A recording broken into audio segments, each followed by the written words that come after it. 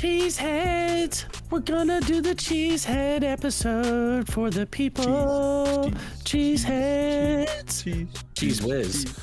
What's up, everybody? Pro Football Pod, Hulk, Coach, Austin, hanging out with you. We're here. We've got Cheesehead City coming to you. Little preview for all you Packers fans. I'm ready to dive in. I think the Packers are going to surprise some people this year. What do you guys think? How you feeling about, the boys up there in the Bay? If that boy Jordan Love can get his head out of his ass for the first half of a goddamn football game, we might be able to do something. I think that they surprised some people last year. I did not see that coming. At all. Nobody saw that season out of Jordan Love. No. 32 touchdowns, 11 interceptions. That was a great first year for Jordan Love. But to me, he only played half a season. Those are only half a season stats because the first half of all those games, he literally didn't do anything. So you're saying if he were to figure it out, he's throwing for 60 touchdowns and 6,000 yards? There we go. Well, that's what we're talking about. Getting pulled in the fourth quarter in most of those situations. What pisses me off is the Packers go from Brett Favre to Aaron Rodgers. Not saying he's a Hall of Fame quarterback already. But there's 31 other teams that are like, yo, what the hell? Guys, can you just at least see what the trash can smells like every now and then? Just see what it's like at the bottom? What's an early draft pick like? Nope. And you want to talk about a team that's just stacking up defensive players. They don't have an owner. So they sold 300,000 more pieces of paper for $300 a piece this year because the piece of paper isn't worth anything. I learned this about a month ago. The Green Bay owners that own the stock in Green Bay, it's a non-profit. They don't get dividends. They don't get paid anything. They're giving money to their team so a billionaire doesn't buy it and move it to freaking LA or San Francisco or some other big city. I respect it. The whole city comes together and they're like, I'll be damned if you take my football. Yeah, not today. not today in the Bay. So the only other thing they got in Wisconsin is the hedgehog. Whether we see him, the groundhog. The Groundhog Day. Isn't that in Pennsylvania? No idea. Man, come on. I tried to shoot my shot. So, all right, talking about ADP and 0.5 PPR formats, Jordan Love is quarterback 6 off the board, 54th overall. Little high, but not too bad. I don't hate the value. Their receiving core is filled with weapons. None of them are top tier weapons, which means that in my eye, getting the right receiver for them, that's going to be the real value. But well, dude, that's been said for the past 2 years for this team. It's trying to figure that out is terrible. I think we finally did last year with it's Jaden Reed, the receivers. Yes, Jaden Reed and then Wicks. So those guys were both rookies last year. I actually way prefer Watson and Dubs, but we'll go over that in just a second. Josh Jacobs is the 10th running back off the board, 28th overall. A.J. Dillon is the 62nd running back off the board, 197th overall. I like both of those. I think Josh Jacobs is only 26 years old. He's playing for a team that likes to run and throw the ball, and they have enough of a threat of the receiving game that Josh Jacobs should have a lot better of a chance of being able to do what he does now than he did last year in Las Vegas. Yeah, I like 100%. His value at 28 overall. If he's able to fall to you in the early third, it's a steal in my opinion. Yeah. As a running back 1 for me, I don't know, just because he should definitely be a running back. How much is Marshawn Lloyd going to develop and cut into his value? I don't think it's going to be early on in the season at all. But Marshawn Lloyd's going number 47 running back, number 152 overall, so about the 15th round for him.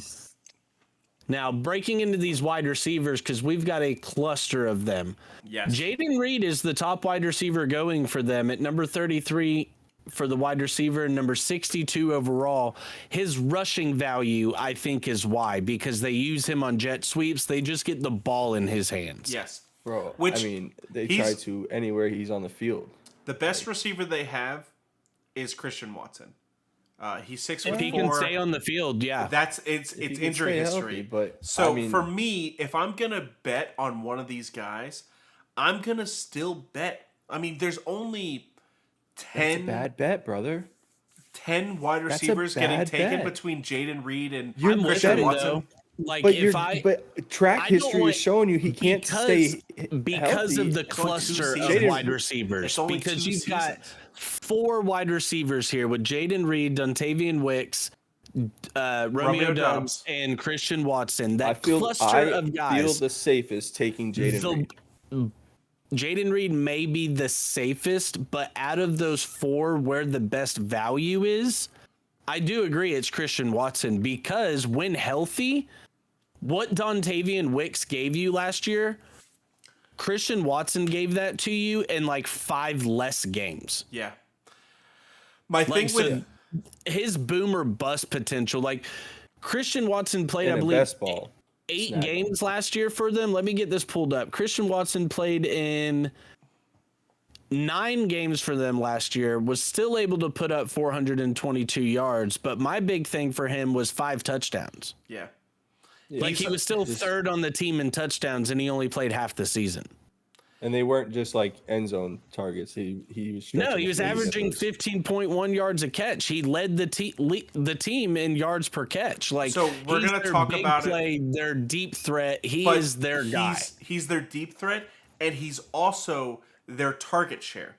That is the perfect receiver to have. He's the one that gets the long ball, but he also gets the most targets every game. No, he does not get the most targets. Jaden Reed gets last year, but that was only because Christian Watson was hurt. Every game that Christian Watson played in, that he was fully healthy for, even 75% healthy for, he had the most targets.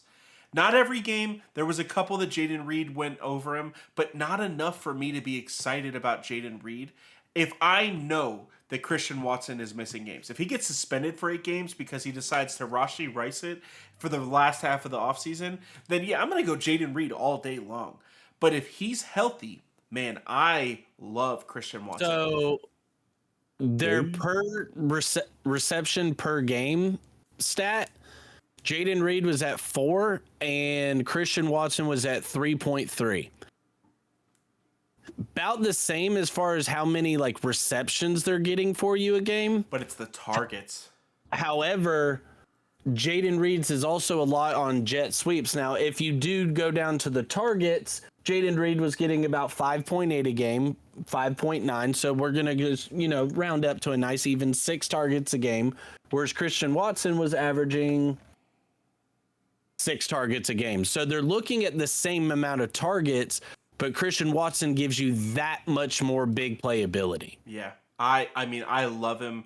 I think that the only other player that I think is a better value on this team is Luke Musgrave.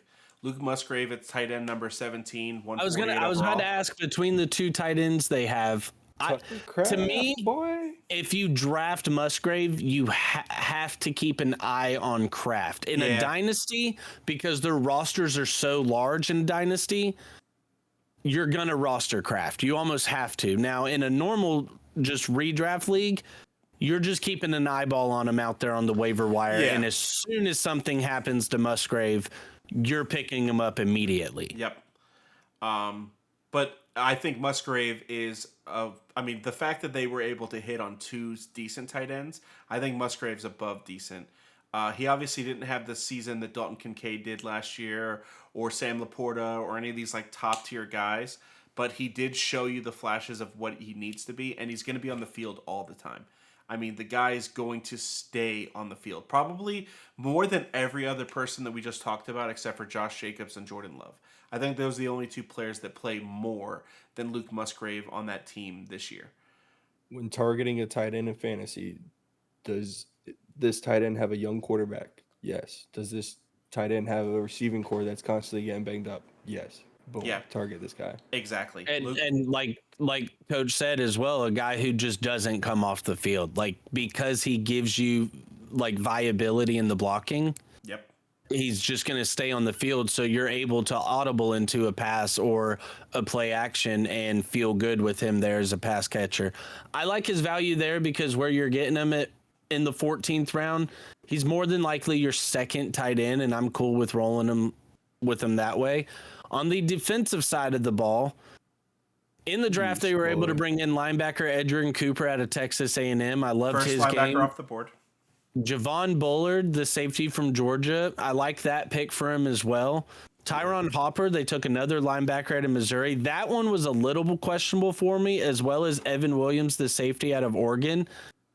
And they took Keaton Oladapo. I loved the Oladapo pick at safety out of Oregon State. Now, for everybody that came into our mentions in the Packers mock draft episode saying they weren't going to take linebackers and they weren't going to take safeties because Xavier McKinney apparently can play 4 safety positions, just look at your draft class. You brought in 3 safeties and 2 linebackers. You're welcome.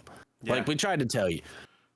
Jordan Morgan at offensive tackle, I think he's more, I don't think he comes in and starts for them day one, but he's a great developmental guy for him there. Defensively, I do feel like they got a little stronger. I project them to finish second in the division with their over-under win total sitting at 9.5. What are you guys thinking here on that over-under? Last year they won 9 games. They went 9-8. Yeah. I think that they're over. I think Austin nailed it earlier whenever he talked about their first half versus their second half.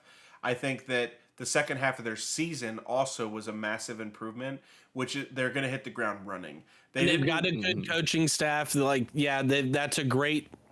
Most teams, young teams like this that are able to kind of figure it out in that second half, they're kind of.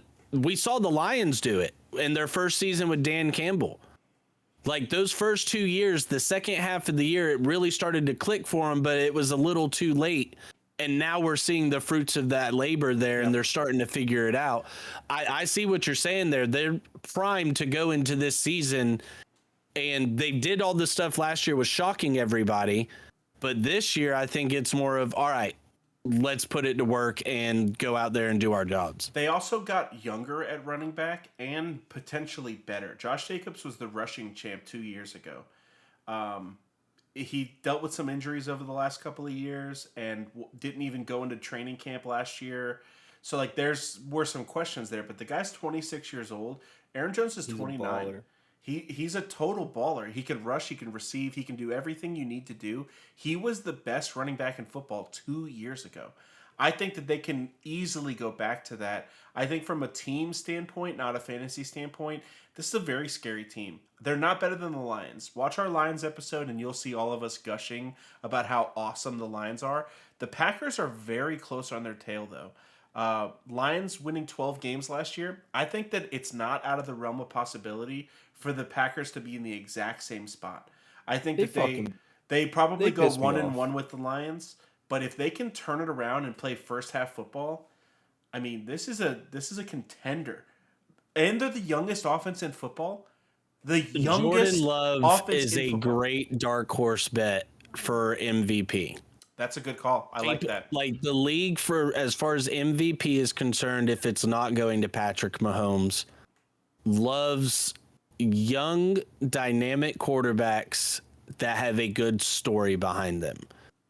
And for Love coming in, sitting behind Aaron Rodgers, being the next man up, like we've said, they don't really have a superstar wide receiver, so it's not like he has to target somebody 13 times a game.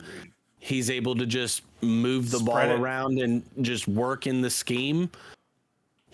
If they do end up going, 11 wins, 12 wins, make the playoffs again, get another playoff victory, he's a good dark horse bet for MVP of the league. Not that I expect him to. That's why I say dark horse, but he's one of those you sprinkle a little lunch money on there and just kind of ride it out. Maybe halfway through the season when he's peaked, you cash that baby out for, little quadruple return and you're out of there. Yeah. Bingo. But hey, cheeseheads, we appreciate you hanging out with us, sticking around. Hit that subscribe button, hit that notification bell. Go to TulsiRoseTea.com for all your tea needs. Tell your friends, subscribe, 500 subscribers, free jersey. Go check out all your NFC North videos that we've put out for you this week. We love you guys. We appreciate you guys. Peace out. There isn't any cheese teas.